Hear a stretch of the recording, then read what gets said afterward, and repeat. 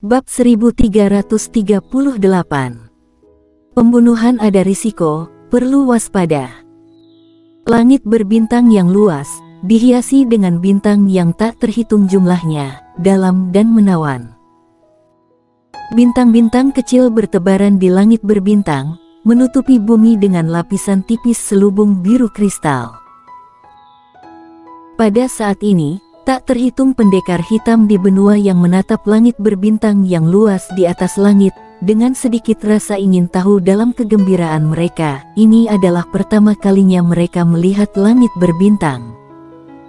Ternyata indah sekali langit berbintang. Pada saat ini, banyak orang berpikir begitu. Dan untuk beberapa pendekar ketiadaan, bukan hanya rasa penasaran dan kegembiraan, tapi ekstasi dan kelegaan. Karena bagi mereka, benua penjara adalah penjara khusus bagi para pendekar ketiadaan. Di sini, mereka tidak dapat dipromosikan lagi sepanjang hidup mereka, dan hanya bisa menunggu untuk mati. Untungnya, mantra sudah hilang sekarang.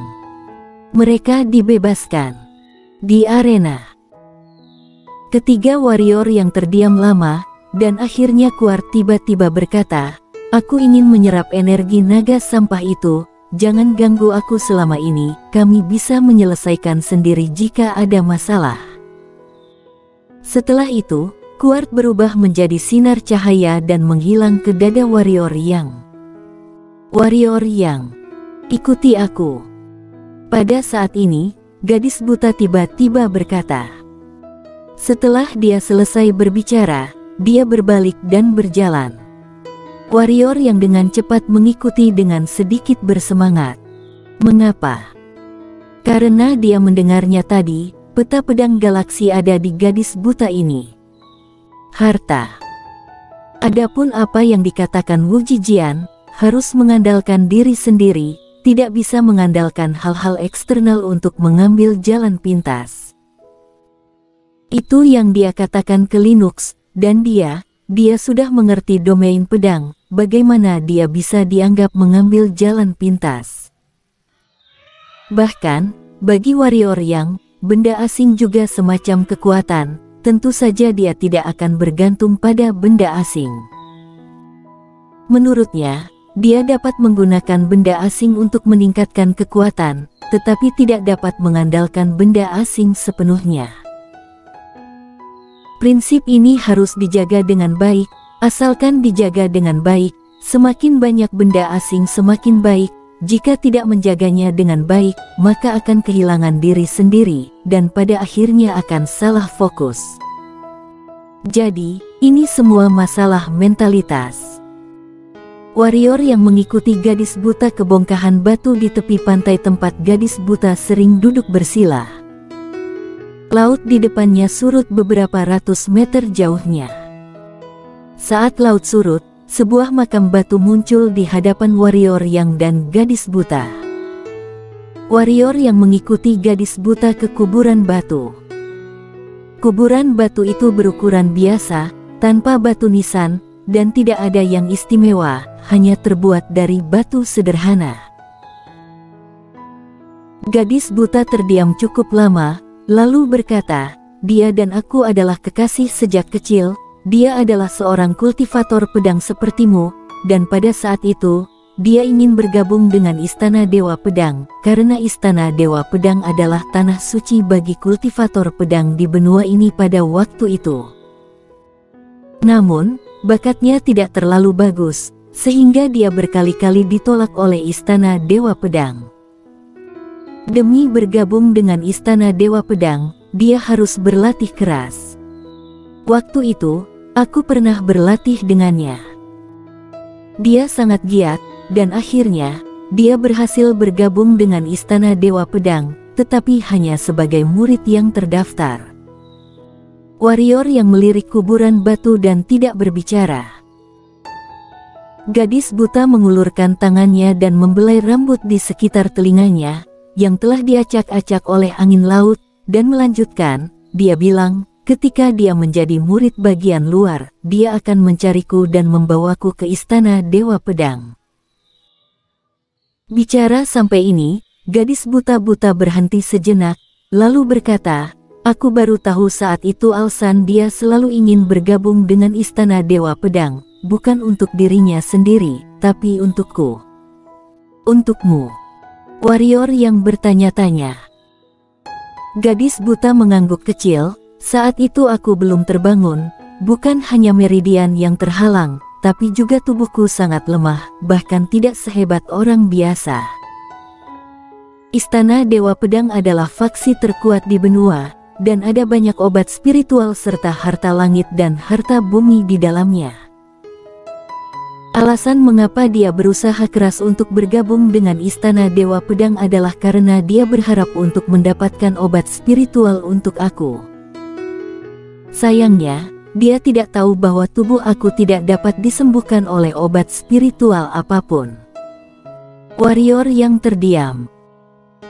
Gadis buta menambahkan, dengan kerja kerasnya, dia berhasil bergabung dengan murid bagian luar. Karena ketekunan dan kerja kerasnya, dia disukai oleh tetua Istana Dewa Pedang dan diterima sebagai muridnya. Pada saat yang sama, diterima sebagai muridnya, tetua itu juga setuju untuk menyembuhkan tubuhku. Namun, saat ini, Linux bersekongkol dengan naga iblis dan tiba-tiba melancarkan serangan diam-diam ke Istana Dewa Pedang. Berbicara tentang ini, gadis buta berhenti sejenak, lalu melanjutkan, "Karena Linux paham sepenuhnya mengenai formasi dan kekuatan Istana Dewa Pedang, oleh karena itu, di bawah kerjasama Linux dan naga iblis, semua master Istana Dewa Pedang dibantai oleh mereka. Di antara mereka, termasuk dia." Ketika gadis buta mengatakan ini, warrior yang menemukan bahwa di sudut mata gadis buta ada 2 tetes air mata yang mengalir, itu berwarna merah darah. Setelah keheningan yang lama, 2 garis darah dan air mata di pipi gadis buta menghilang dari udara, anginnya agak kencang. Setelah dia selesai berbicara, dia melambaikan tangan dengan lembut, dan angin laut di sekitarnya tidak bisa mendekati dia dan warrior yang lagi. Warrior yang terdiam.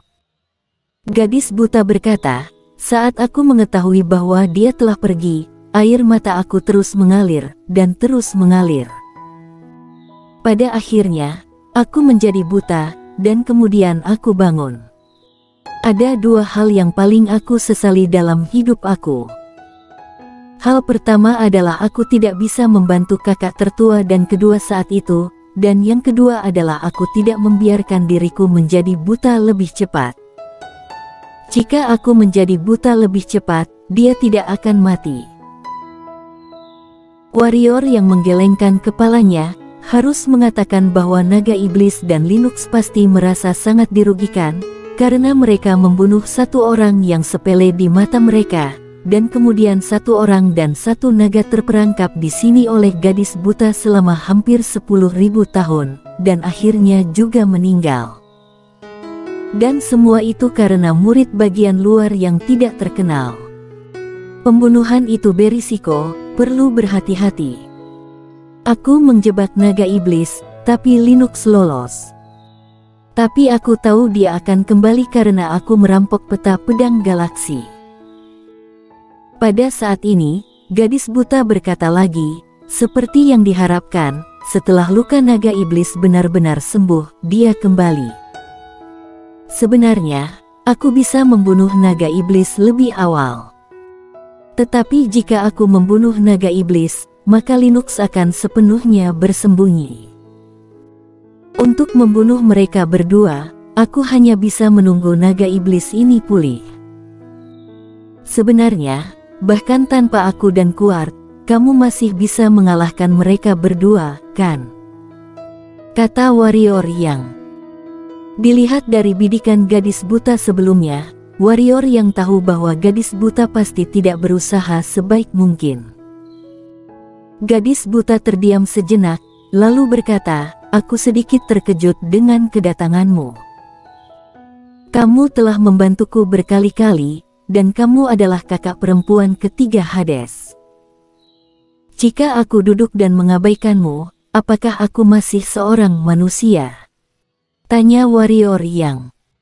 Gadis buta menoleh ke arah warrior yang, meski matanya terpejam, warrior yang bisa merasakan Hades sedang menatapnya. Setelah sekian lama, gadis buta sedikit mengangguk dan berkata, "Nama asli aku memiliki kata Linda, kamu bisa memanggil aku Kak Linda." Jika dia dulu membantu warrior yang karena Hades DKK, sekarang dia benar-benar mengakui warrior yang, memperlakukan warrior yang seperti adik laki-laki. Warrior yang sedikit terkejut, dan kemudian tersenyum, "Kak Linda." Baginya, satu panggilan kakak tidaklah rugi baginya. Seharusnya dikatakan bahwa dia mendapatkan keuntungan, orang di depannya ini adalah Super Master. Selain itu, dia adalah kakak perempuan ketiga Hades. Dia dan Hades adalah teman sehidup semati, jadi sudah seharusnya memanggil kakak. Gadis buta mengangguk kecil, lalu berbalik dan berjalan menuju kuburan batu. Setelah terdiam cukup lama, gadis buta berkata pelan, "Aku mau pergi. Setelah aku selesai dengan semua urusan, aku akan datang ke sini untuk menemanimu sampai akhir zaman." Setelah selesai berbicara, gadis buta berbalik dan menghampiri warrior yang, lalu meraih bahu warrior yang dan naik ke angkasa. Ketika keduanya pergi, sungai di kejauhan tiba-tiba meluap, dan dalam sekejap, makam batu itu tenggelam oleh laut. Di atas angkasa. "Aku mau pergi." Di samping warrior yang, kata gadis buta. "Kemana?"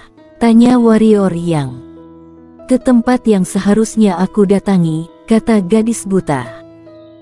Warrior yang terdiam beberapa saat, lalu berkata, "Apakah kamu tahu di mana planet Tianyun berada?"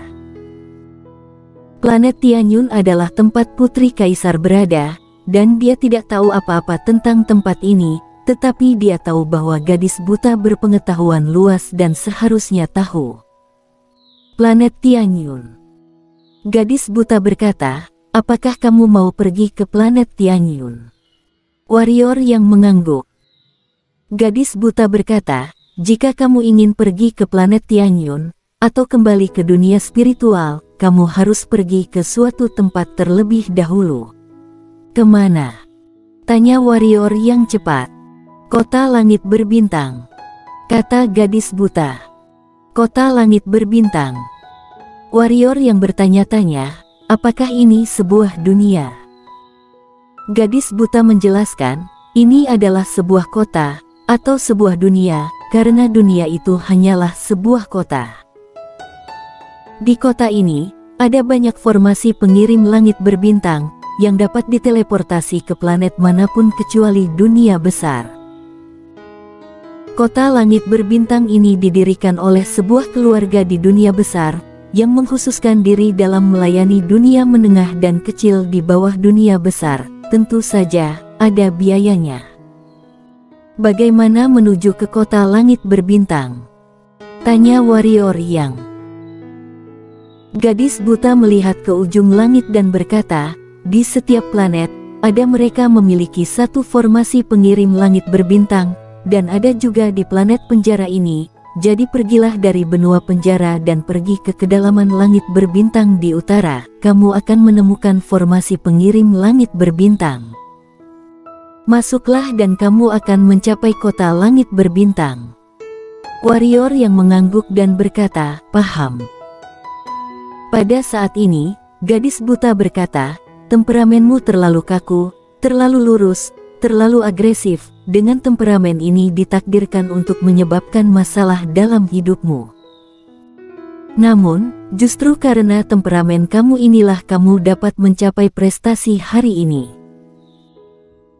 Kamu harus mengerti, kamu tidak punya jalan kembali, kamu hanya bisa berani dan rajin, dan terus-menerus membuat dirimu lebih kuat. Hanya dengan cara ini kamu bisa bertindak sesuka hati tanpa kehilangan hati nurani, mengerti?" Warrior yang mengangguk, dia secara alami mengerti apa yang dikatakan Hades. Dalam hidupnya, Dia telah menyinggung banyak orang dan melakukan banyak hal karena karakternya. Namun, dia tidak bisa mengubah karakter ini. Dia warrior yang benar-benar tidak bisa melakukan hal yang merugikan dirinya sendiri dan membuat orang lain bahagia. Baginya, jika kamu menipu aku akan membayar kamu kembali 10 kali lipat.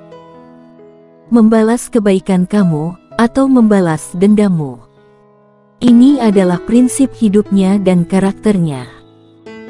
Gadis buta melihat ke bawah dan di lokasi itu adalah lokasi makam batu di Laut Dewa Pedang. Melihat lokasi itu cukup lama, gadis buta berkata, "Tunggu aku." Setelah selesai berbicara, tubuh gadis buta bergerak dan berubah menjadi seberkas cahaya yang melesat ke langit, langsung menuju ke langit berbintang. Di bawah, warrior yang tertegun sejenak, dan kemudian dengan cepat berkata, "Galaksi." Sebelum dia bisa selesai berbicara, cahaya putih tiba-tiba melesat dari langit berbintang. Cahaya putih itu sangat cepat dan datang kepadanya dalam sekejap. Ketika cahaya putih itu menghilang, warrior yang tertegun bersambung,